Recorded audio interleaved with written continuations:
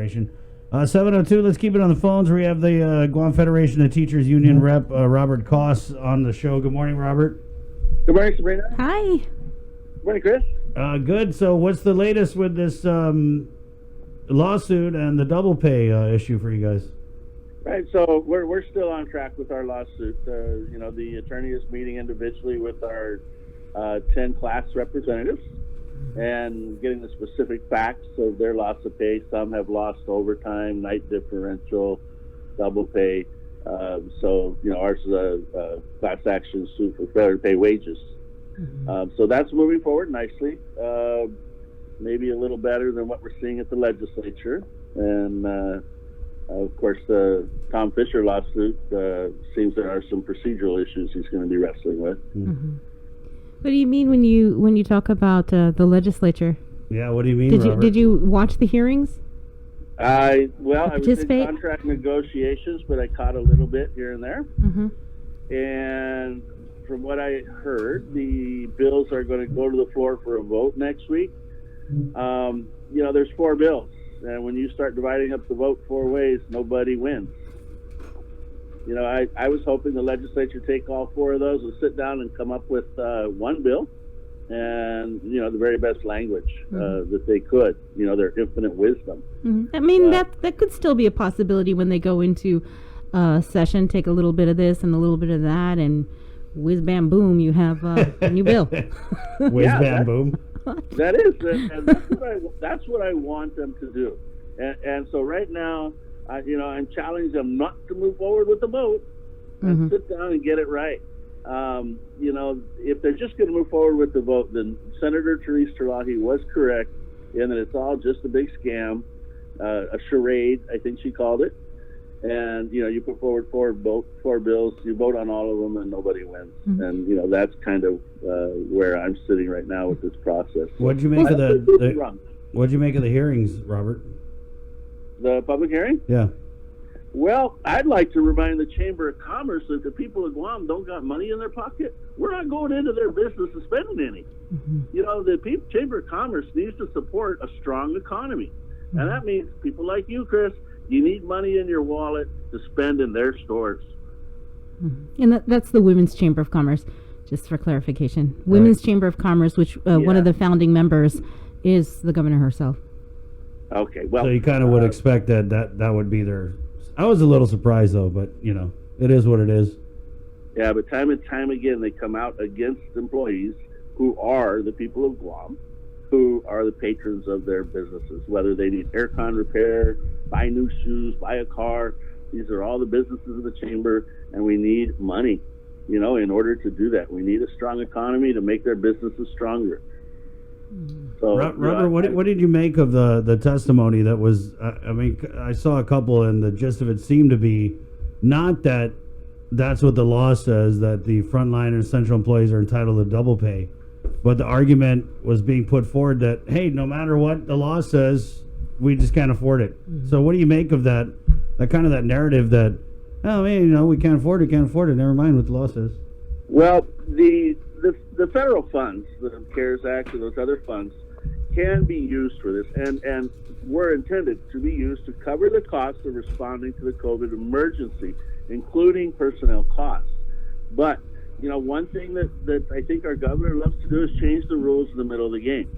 Now, the CARES Act fund was intended to ensure that did not happen. In order to use federal funds, it had to be pursuant to the rules that were in place when all of this started. You don't go in the middle of the game, change the rules so you get more money. The feds tried to protect us against that. So changing the rules in the middle of the game would probably prohibit the use of federal funds and create those problems. If they follow the law the way it's written, that would not be a problem because those laws have been in place since, I'll correct Tom Fisher, 1995. I wanted to just follow up on something you said earlier, because initially I thought that the lawsuit was going to just deal strictly with the double pay issue, but you'd mentioned that there have been plaintiffs who haven't gotten overtime pay and hazard pay. Right. Is that You right? remember Remember when we raised some concerns about the Department of Corrections being 7 pay periods behind? Yes, Right. yes. I'm told again they are still 7 pay periods behind. When we started this lawsuit, I started hearing things like, what about this kind of pay? What about that kind of pay? What about night differential? And nothing was being paid. And I was like, oh my God, all right, let's put it all in. Throw it all in. We're going to file a claim for wages because there's just so many things going on. That's just one way to try and capture everything. So yeah, we're looking at a claim for wages. There are various forms of unpaid wages out there, and it'd be really nice if we could just wrap it all up in one nice little package. And is that one of the primary reasons why it would be going to the district court as opposed to the superior court? Well, yeah, failure to pay minimum wage.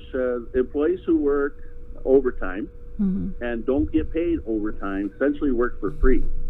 And that's a violation of federal minimum wage jobs, or federal minimum wage laws. I'm sorry, the FLSA.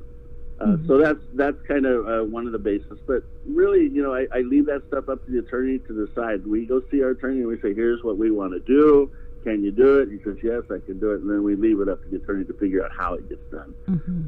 It's nice to have Tom Fisher ahead of us because we can learn from his mistakes. I saw he's also thinking that maybe class action lawsuit is the way to go. So we'll see what he does. In your case, do you have any representatives from the AG's office that have fixed their name? To any of them? Yes, no, not affixed their name, but have been calling and providing information and guidance and thoughts and ideas and things like that. As for the 10 then that are going to be I guess named in the lawsuit, are they coming from a variety of government agencies or predominantly from one particular agency? No, not just a variety of agencies, but also a variety of rules and regulations. Port Authority of Guam, who has their own rules. DOE, who has their own rules. DOA has their own rules. Hospital has their own rules. So we've got a lot of different rules to work with. They are substantially similar, but there are differences still. I meant the employees that are their names that are going to be on this lawsuit. Are they from different agencies, or primarily from one particular agency, or? All right, that's what I tried to answer. Oh, I'm sorry if I wasn't clear. So from Port Authority, is that what you're saying? Yeah. Some both men, both women, all different agencies across the government of Guam. So some from Autonomous. Autonomous, Port Authority, yes, Yeah, that would okay. be correct. Right on. Okay. Robert, any other? I know that. I just want to say, how soon do you think do we looking at by the end of this week? I have no idea when it's going to get filed. I think that we are benefiting, from not rushing into it, and I would much rather do it right than do it quickly and get dismissed. So, legislature still has a shot at this. I'm not going to hold my breath there. Tom Fisher, I'm going to wish him well, but again, since the very beginning, I had concerns about the way he went about it. So, he probably will not succeed. Don't want to curse him. Well, you just did. Aside from the issue of pay for Government of Guam employees, have there been any other issues that have been raised to the Guam Federation of Teachers? Other concerns? Yeah. Aside from pay, like concerns about safety or exposure to COVID or anything like that? I've been talking with our guys at Solid Waste after a very comical interview on KUAM, where he put half of his employees on leave so that they could social distance 6 feet apart as they sorted every piece of trash on the island. And somehow that was going to make them safe from the virus. They were moving the napkins that the sick COVID people blew their nose on. I didn't understand that. So yeah, I think we need to look at solid waste if they're getting 10% or nothing at all, and see what we can do to help them with their safety. I think they've been overlooked, unsung hero in all of this. I'm really glad that people are out there taking our trash away and not letting it pile up. Not everybody has a pickup that can go take it themselves, All right, Robert. Thank you. Thanks. We'll check in a couple of days. Let us know the progress. You got my number. Shoot me a text. All right. Thanks, Chris. Okay, Thank Robert. you. Wash your hands. Easy on me, huh? Huh? Oh, he was a little coy. Yeah. I said, take it easy on me. Never. I know, right? All right. Wash your hands.